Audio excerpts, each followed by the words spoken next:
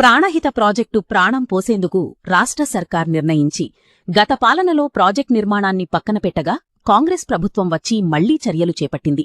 ఇప్పటికే సీఎం రేవంత్ రెడ్డి ప్రత్యేక చొరవతో ప్రాజెక్ట్ నిర్మాణానికి కొత్తగా డీపీఆర్ కోసం టెండర్ పిలిచారు.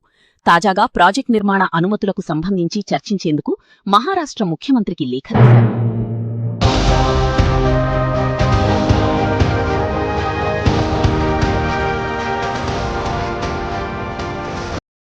ఆర్వీ అసోసియేట్స్ సంస్థ ఒకే ఒక్క బిడ్ వేసి సర్వే పనులను దక్కించుకుంది.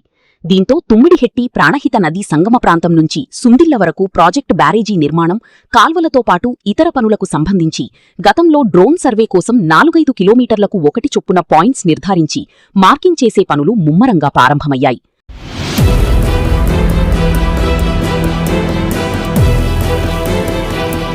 కుమ్రంభీం ఆసిఫాబాద్ జిల్లా కౌటాల మండలం తుమ్మిడిహెట్టి వద్ద ప్రాణహిత నదిపై సాగునీటి ప్రాజెక్టును నిర్మించేందుకు 2008లో అప్పటి సీఎం వైఎస్ రాజశేఖరరెడ్డి 148 మీటర్ల ఎత్తుతో పనులు మొదలుపెట్టారు.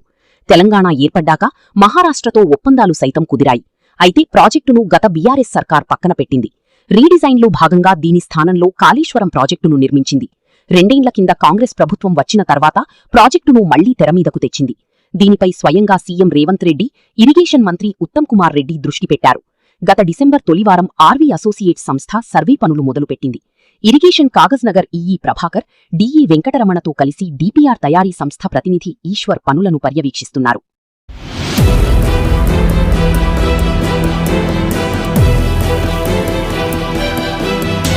బ్యారేజీ నిర్మించే ప్రతిపాదిత ప్రాంతంలో గతంలో 148 మీటర్ల ఎత్తులో నిర్మించాలనుకోగా ఇప్పుడు 150 మీటర్ల ఎత్తులో బ్యారేజీ నిర్మాణం చేసేలా డీపీఆర్ రెడీ చేయనున్నట్లు సంస్థ ప్రతినిధి చెబుతున్నారు.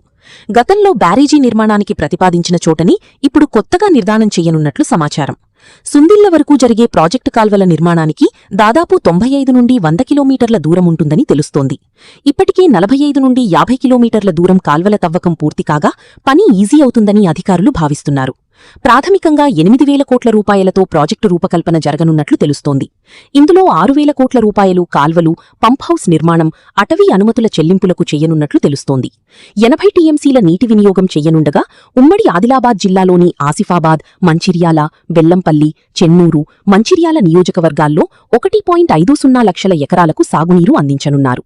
ఇందులో సుందిళ్లతో పాటు కౌటాల మండలం కనికి చెరువును రిజర్వాయర్గా మార్చడంతో పాటు పీపీరావు ప్రాజెక్టు వద్ద సాలిగం, అచ్చలపూర్ వద్ద నీటి స్టోరేజీకి ప్లాన్ చేయనున్నట్లు సమాచారం. గతంలో తవ్విన కాల్వలు 69 మీటర్ల వెడల్పు, 8 మీటర్లు లోటుతో ఉన్నాయి. ఇప్పుడు కొత్త డీపీఆర్ తయారీకి డీజీపీఎస్ పాయింట్లను గుర్తిస్తుండడంతో స్థానిక రైతుల్లో హర్షం వ్యక్తమవుతోంది.